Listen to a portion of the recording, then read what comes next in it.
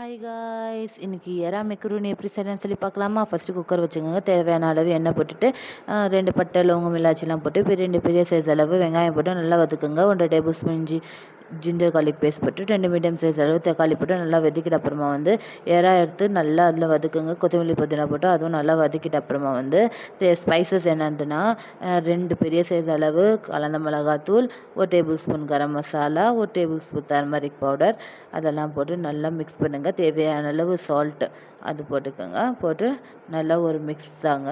நல்லா மிக்ஸ் பண்ணிட்ட அப்புறமா தண்ணி ஆல்ரெடி சூட் பண்ண வச்சுருங்க கைஸ்.